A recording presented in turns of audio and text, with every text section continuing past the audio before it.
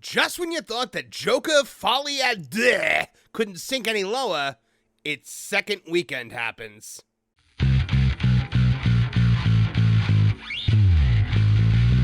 Hello, I'm Marvin, and I'm the Movie Monster. Joaquin Phoenix, Lady Gaga, and Todd Phillips are all likely hiding under their bed this week, or at the very least wearing paper bags over their heads to hide the Hollywood shame. Shame. Shame. Shame, shame, shame. Shame on you. Because Joker Folie at Deux is a complete critical and commercial failure. Not only does no one like this unnecessary sequel to a beloved billion-dollar film, but nobody's even seeing it. The box office numbers for this musical sequel, yes, it's a musical, have been laughable, especially when you factor in a $200 million budget and a reported break-even point of around $500 million.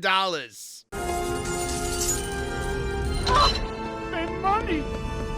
This is yet another major DC loss at a time when that universe so desperately needs a win. Now, that's not to say there's nothing good coming out of DC right now. The Penguin is far and away my favorite show on TV. It succeeds as a drama, as a comic book adaptation, and as a mafia show. Just when I thought I was out, they pull me back in.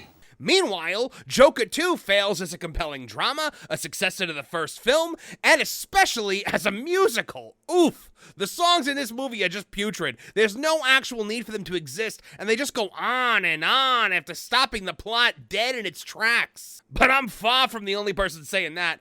Hey, we can't all make declarations of hatred at the same time. I've never actually seen the movie viewing world so united in their utter detestation of one property. Even The Acolyte had its fans. There are dozens of us. Dozens!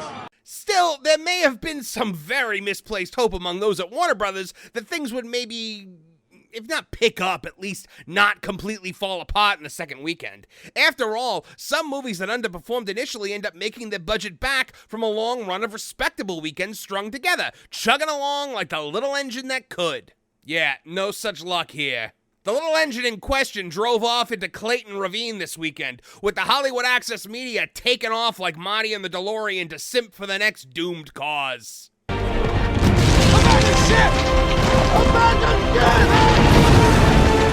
Hope owning the Chuds was worth it, Warner Brothers. Let's tack a few $100 million on to the $40 billion of debt that your disgusting, idiotic company has incurred through repeated tone-deaf moronic failures just like this. Everybody hands go up, and they stay there, and they stay there. Joker 2 didn't just drop off in its second weekend. It plummeted into the abyss with one of the sharpest and harshest second weekend drop-offs in film history. This movie's making history in all the wrong ways, and we're going to talk about it today on Tooney Town TV.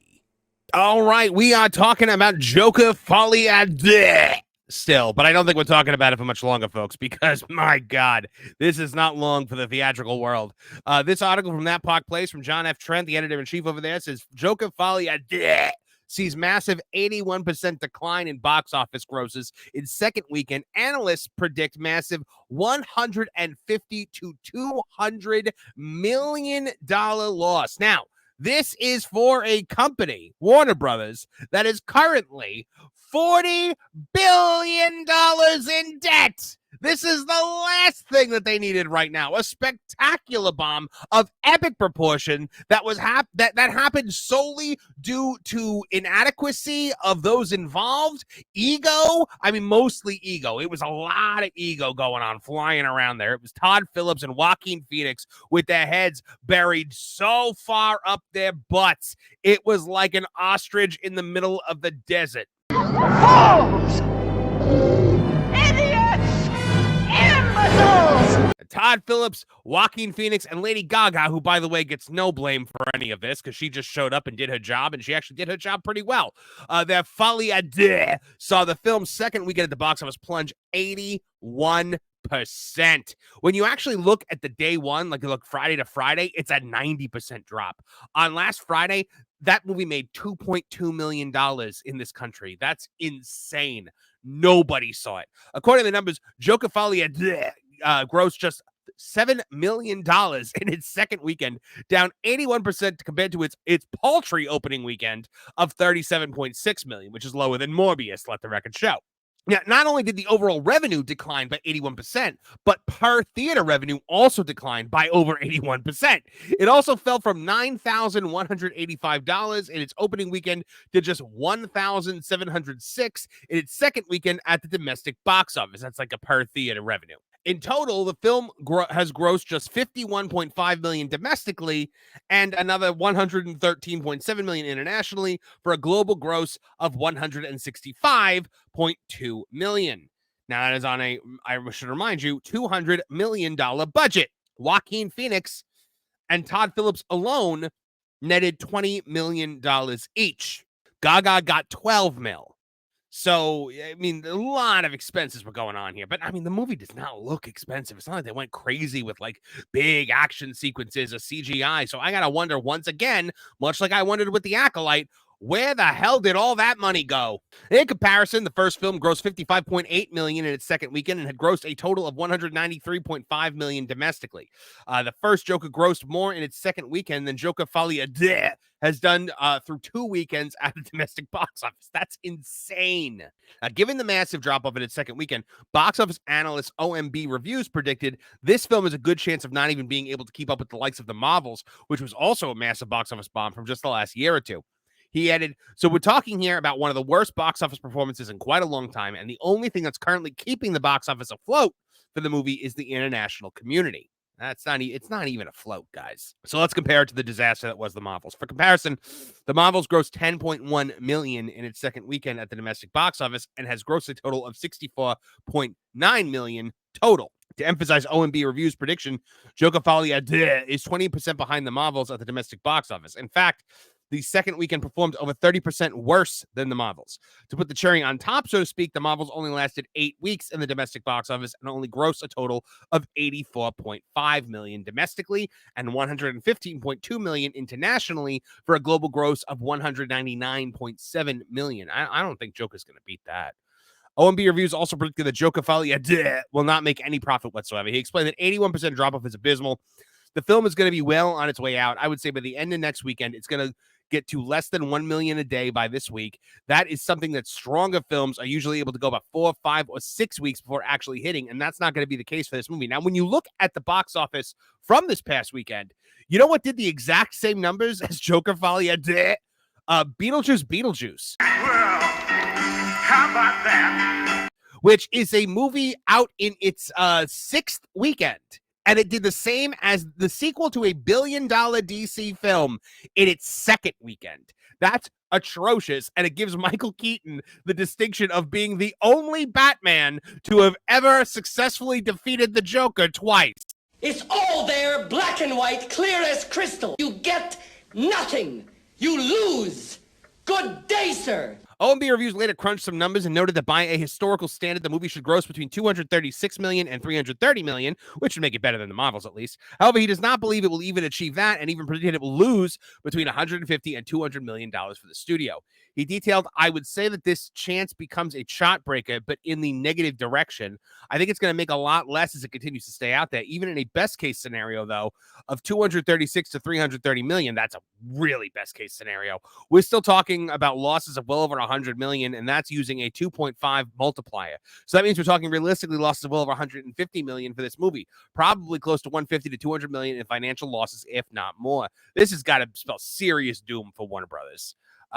This is a studio that has been, sitting on the edge of the knife for so long. Discovery bought it, and everyone thought it was going to get better. And then Discovery, instead of Discovery bringing Warner Brothers up to their level, they sank down to Warner Brothers level because it's such an albatross that it will drag even the best intentioned of us down into the depths.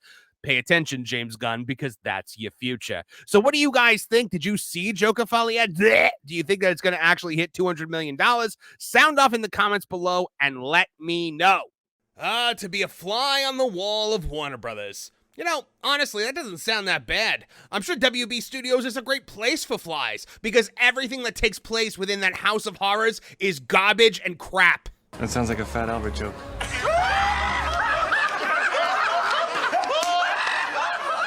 As a lifelong DC fan, I don't have a lot of faith in their ability to turn things around, at least not from a movie standpoint. Have you ever wondered why DC movies are so bad, but we've actually gotten really great DC cartoons and television in the past and present? It's because WB executives don't get involved as much in matters pertaining to the small screen. Everything at Warner Brothers is siloed, and the movie people and TV people are always at odds. You hear a lot about this when people from the shows in the Arrowverse do interviews. They were severely limited in what they could do, but at the same time, they were mostly left alone to act within those boundaries. Of course, the Arrowverse eventually drove itself off a cliff, but that was their own stupid fault, and that's a video for another day. But Marv, you might be saying, it's clear here that WB executives weren't interfering in Joker. They let Todd Phillips do exactly what he wanted. Yes, and that's the problem.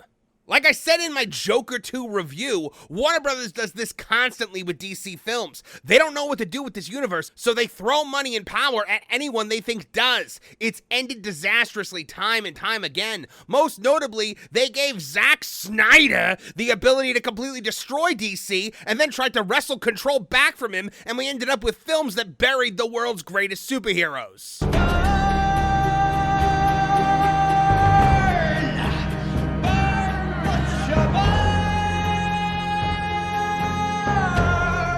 What WB needs is a team of creatives, comic book creatives, laying out the DC slate and holding the hands of the directors and allowing them to create within the bounds they're allotted. They started to do this with Jeff Johns, one of the greatest comic book writers of the last generation, but then idiots like Kryborg tried to get him canceled because he dared to speak out in favor of the source material. Just say booyah, you moron.